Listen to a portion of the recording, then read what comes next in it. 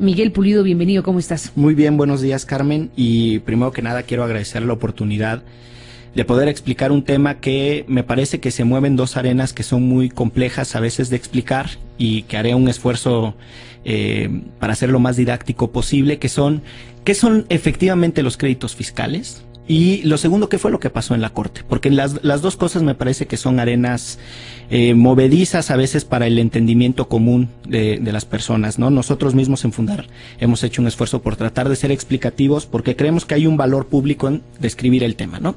Y si me permites, entraría muy rápido en materia para colocar algunas cosas.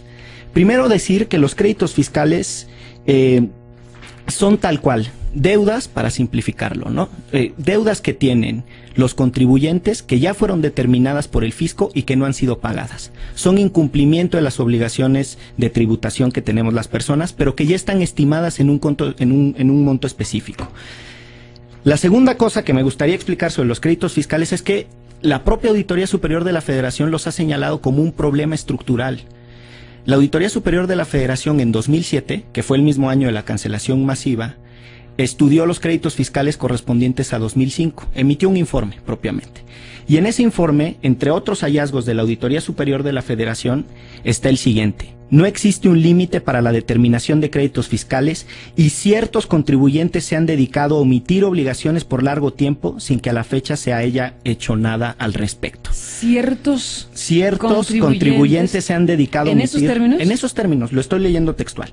Y después dice la auditoría: 297 deudores tenían registrados 11.764 créditos por un monto de 239,000 millones de pesos.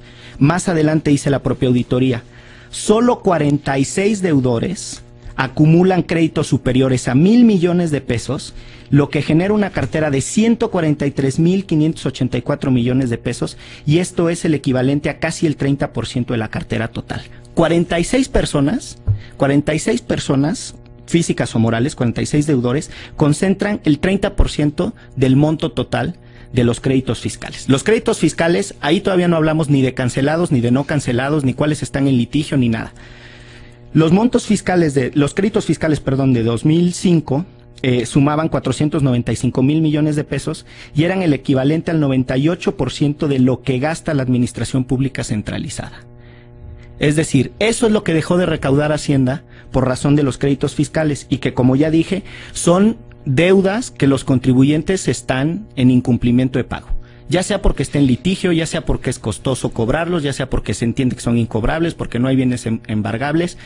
Eso no es relevante. Lo que es relevante es que ahí había 495,000 millones de pesos que no se estaban pagando, pero que se entendían que se debían.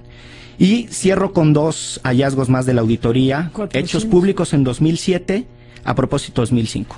Un solo banco registró 683 créditos fiscales por 24,918 millones de pesos y dos cadenas televisivas, en un país en donde creo que solo hay dos, tenían créditos de 1,521 millones de pesos. Dos cadenas televisivas, 1,521 millones de pesos en créditos fiscales. En 2007 la auditoría emite ese informe. En ese mismo año, el Senado de la República, según ha dicho el Servicio de Administración Tributaria, es el que pide el saneamiento de la cartera. En realidad lo que sucede es que en la ley de ingresos se incluye una causal que es la de, ya existía la de incobrabilidad, se incluye una nueva causal que es la de incosteabilidad de los créditos fiscales, cuando se supone que es más caro hacer todos los actos de cobranza que el dinero mismo que se va a recuperar. Y entonces en 2007 se hace la famosísima hoy cancelación masiva de créditos fiscales por 74,000 millones de pesos. ¿Cuál es el dato que quiero colocar? Que de esos 74,000 millones de pesos nosotros no sabemos si son solo 46 deudores, si son 297 deudores, si son los deudores a los que la Auditoría Superior de la Federación se refirió como contribuyentes que se han dedicado a omitir obligaciones por largo tiempo sin que se haya hecho nada a la fecha. No sabemos si son las dos cadenas televisivas, no sabemos si es ese banco, simplemente no sabemos. En ese espíritu fue que presentamos el caso. Y el caso llegó a la Corte, y la Corte resolvió ayer. La Corte resuelve ayer. Bueno, hubo una instancia judicial previa que les dio la razón. Exacto, y ahí lo interesante es lo siguiente. Nosotros tratando de estudiar qué es lo que hacía el SAT a propósito de este tema estructural, de esta deficiencia estructural, fue intentar documentar muchas de las cosas de cobranza del SAT. Y en todas nos respondía que no nos podía entregar la información porque tiene que guardar reserva absoluta. Nosotros consideramos que esa reserva absoluta es inconstitucional porque la Constitución prevé que toda la información es pública y solo por razones de interés público será reservada. Y nos parecía que la redacción, nos parece todavía que la redacción del artículo 69 invierte eso. Dice, todo es reservado y nada será público.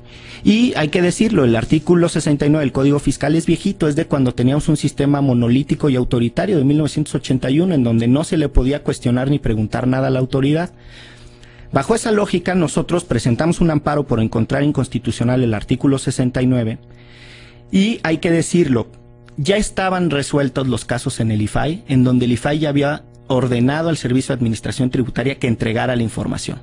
Nosotros consideramos, y aquí quiero mérito a quien honor merece, honor a quien honor merece, que es Jimena Ábalos Capín, que es no solo la quejosa del caso, sino la abogada que diseñó la estrategia, una colega de Fundar. Con Jimena lo que nosotros trabajamos es que ya estaba resuelto que el IFAI le había ordenado al SAT entregar los nombres, ya había hecho sus ponderaciones de si el dato personal se podía romper el principio de reserva. Eso ya estaba para nosotros resuelto en la instancia legal que por mandato constitucional resuelve de datos personales y de acceso a la información. El IFAI. El IFAI resuelve de los dos derechos y el IFAI ya había dicho, entréguense los nombres y los montos. Y el SAT, nosotros entendíamos que es el que está en desacato de esa resolución del IFAI. Como eso ya estaba ganado, la otra cosa que nos faltaba para cerrar la pinza en nuestra interpretación era que se dejara de aplicar esta reserva absoluta de tiempos no tan democráticos como los que según nosotros ahora vivimos. Entonces el recurso que enderezamos fue contra la inconstitucionalidad de la reserva absoluta del artículo 69 del Código Fiscal de la Federación. El caso se gana en primera instancia o se gana simbólicamente porque una juzgadora lo que dice es, hay dos interpretaciones de ese artículo, para simplificarlo, la mala y la buena. La mala va contra la Constitución y es la que aplica el SAT, pero hay otra que es buena y que es conforme a la Constitución y en esa el SAT te tendría que entregar la información. Y esa resolución, que me parece que es de vanguardia y que la verdad es que uno agradece que ya no se anden arrojando o expulsando normas del sistema constitucional, sino que nos obliguen a leerlas conforme a la Constitución, nos pareció una sentencia muy agradable, pero nos dejaba en estado de indefensión, porque es como si le hiciera una recomendación al SAT de cómo tendría que interpretar la norma, no le dice, entrégales la información. Impugnamos esa resolución para llegar a la Corte, alegando lo mismo, que nos parece que si bien podría haber una interpretación conforme, dado que la autoridad no la aplica, lo que desde nuestra perspectiva tendría que haberse hecho es de manera contundente decir, las reservas absolutas ya no se valen en tiempos democráticos. Sí hay que salvaguardar el secreto, sí hay que salvaguardar la información confidencial, sí hay que ser cuidadosos con la información sensible, pero no se vale decir todo lo que pase por mis manos es secreto porque soy el SAT.